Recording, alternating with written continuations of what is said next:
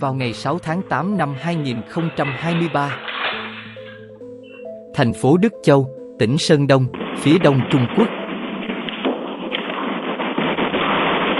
Một trận động đất chấn động cực mạnh xảy ra diện rộng ở thành phố Đức Châu và Tế Nam.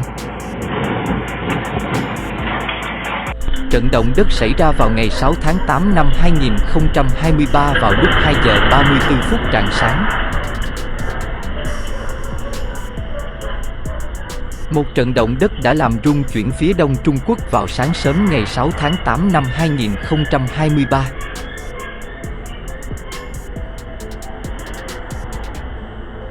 Theo hãng tin AFP, trận động đất 5,4 độ Richter.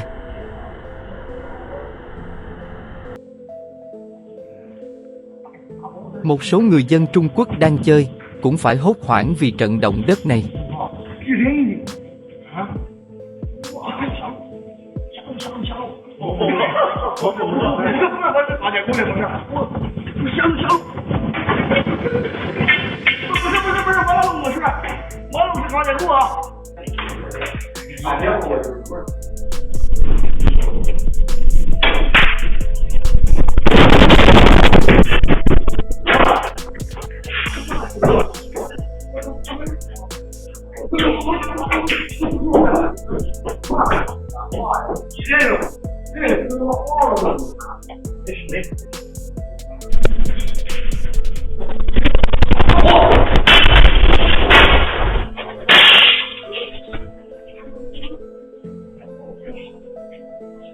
Những hình ảnh trên camera cho thấy độ rung lắc cực mạnh từ trong nhà tới ra ngoài đường. Các vật dụng trong nhà bị trận động đất làm đổ sập, điển hình là chiếc TV đã bị ngã đổ. Ngoài ra, có 52 cơn dư chấn đã xảy ra sau đó mang sức mạnh không kém. Người dân ở các thành phố Bắc Kinh, Thiên Tân và cả Thượng Hải, nơi cách xa tâm chấn tới 800 km, cũng có thể cảm nhận trận động đất.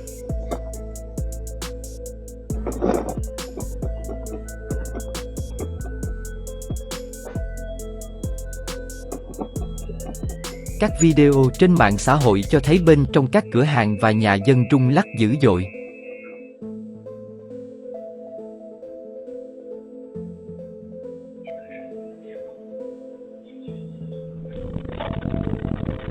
Các vật dụng trưng bày trong cửa hàng tạp hóa đã bị ngã đổ, và một nhóm người đã chạy thoát ra khỏi đó ngay lập tức.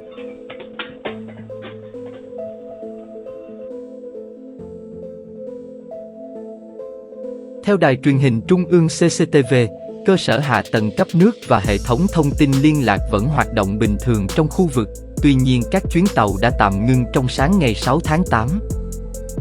Một người dân ở tỉnh Sơn Đông chia sẻ rằng đã bị rung lắc mạnh khi đang ngủ và tưởng như mình đang gặp ác mộng.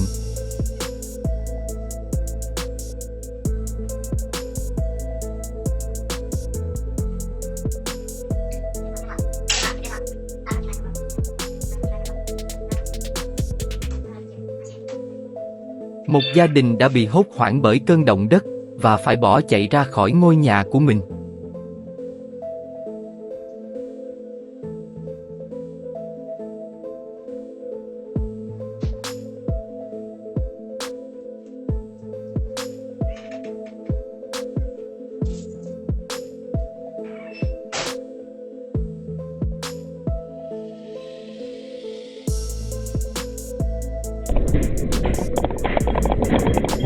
Theo báo cáo ban đầu, có 21 người bị thương và 126 ngôi nhà đổ sập. Ít nhất 21 người bị thương và 126 ngôi nhà, tòa nhà, chủ yếu là những nơi cũ kỹ không có người ở, đã đổ sập do trận động đất.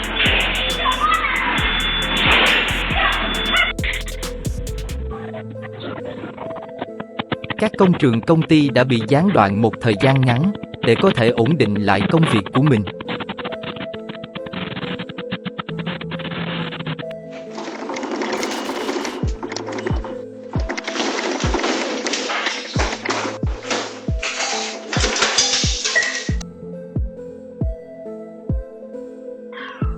phía đông Trung Quốc là nơi tập trung phần lớn dân cư và các thành phố lớn, khu vực rất hiếm khi xảy ra các trận động đất.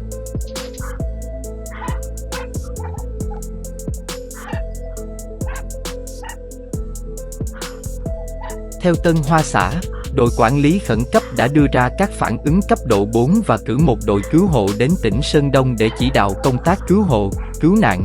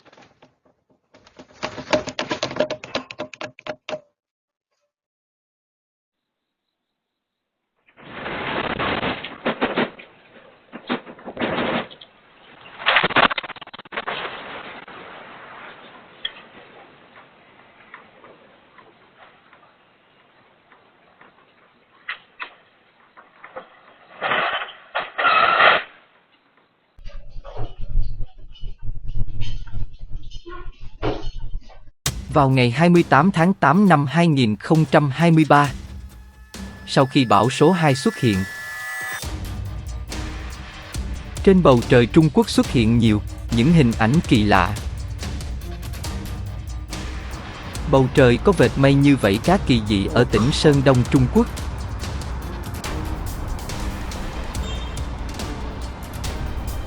Điềm báo chim bay toán loạn kín khắp bầu trời ở Trung Quốc.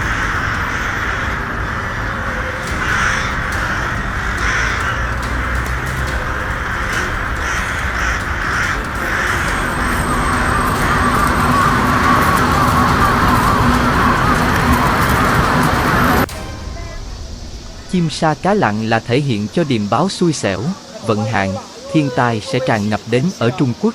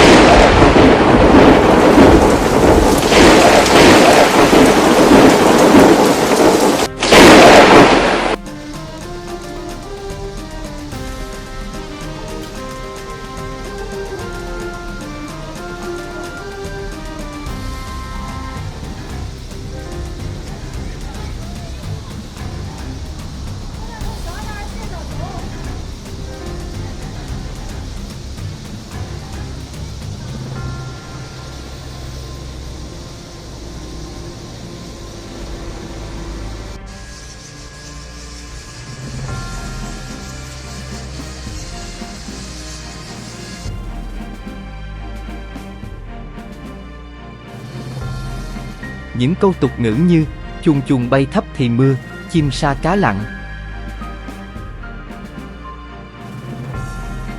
Cá từng đàn nhảy như bay trong một ao hồ ở Sơn Đông Trung Quốc, báo hiệu cho những thiên tai đã và sắp xảy ra tại Trung Quốc.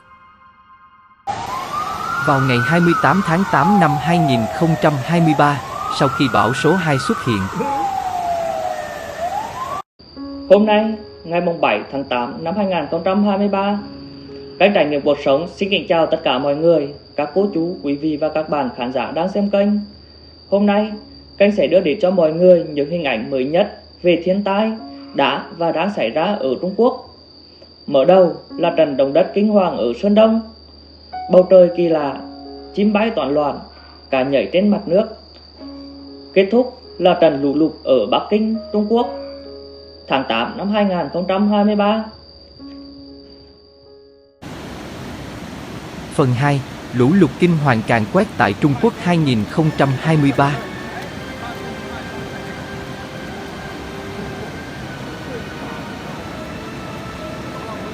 Một trận lũ quét xuất hiện, càn quét qua nhiều tỉnh thành ở Trung Quốc.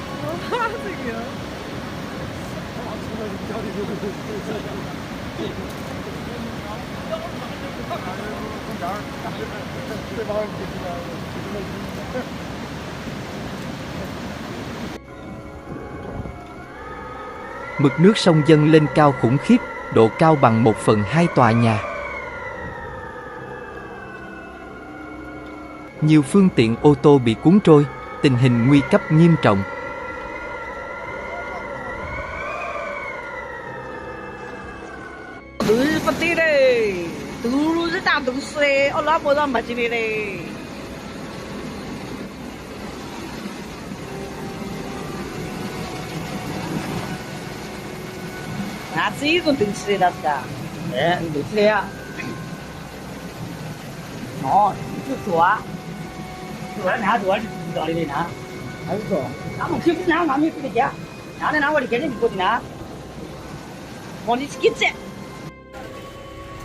Vào ngày 31 tháng 8 năm 2023, tại thành phố Bắc Kinh, Trung Quốc,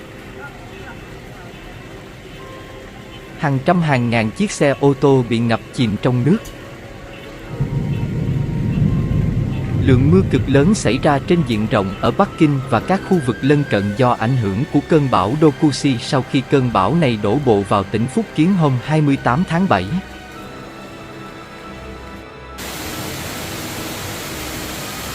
Mưa lũ bất thường tại Bắc Kinh, Trung Quốc tiếp tục duy trì cảnh báo màu đỏ về mưa bão.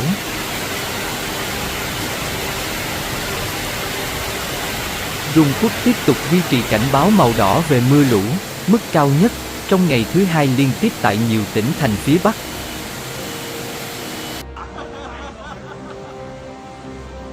Trong 3 ngày qua, lượng mưa trung bình tại Bắc Kinh gần lên tới 158mm, cao nhất ở ngoại ô Phòng Sơn, có nơi lên đến 538mm.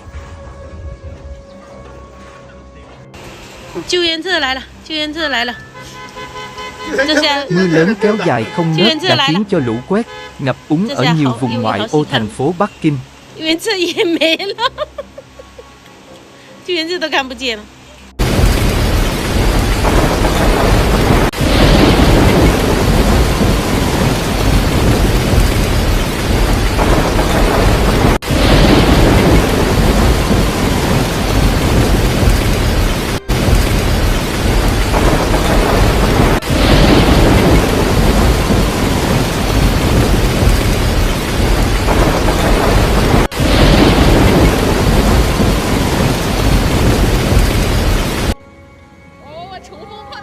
Tại đây, đường điện, thông tin liên lạc bị gián đoạn, xe ô tô bị trôi và nhà bị sập chưa thống kê được.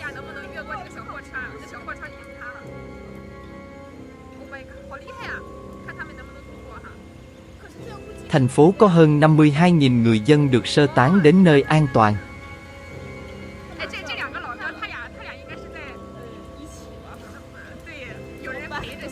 Các tuyến đường núi bị phong tỏa, nhiều tuyến xe công cộng phải ngừng hoạt động.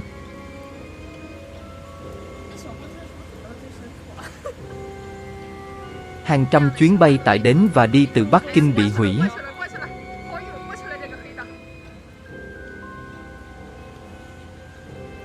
Theo báo cáo sơ bộ, đến sáng ngày 1 tháng 8, ở thành phố Bắc Kinh đã có 11 người thiệt mạng, 27 người mất tích vì đợt mưa bão hiếm thấy này.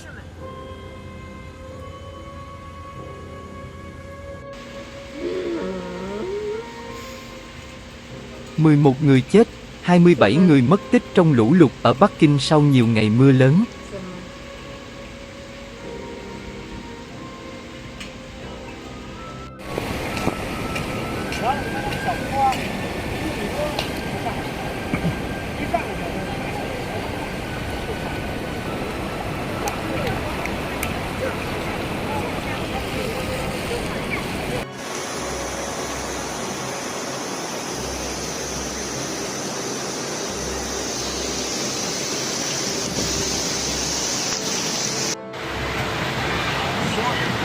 着了着了，声势大了。哎，那是个天河，你以为是个河走？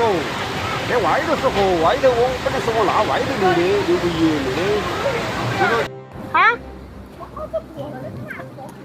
哇，再看。哎呀，老远了个！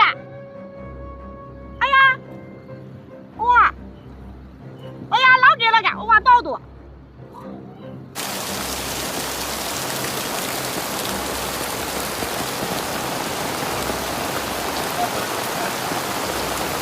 水蓬蓬的，下来。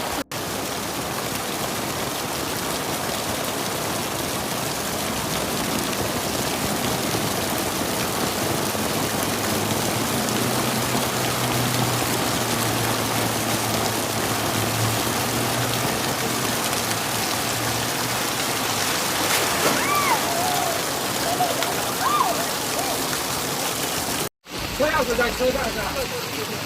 这里过去，不要过去了，门开始都进去了，门开始都。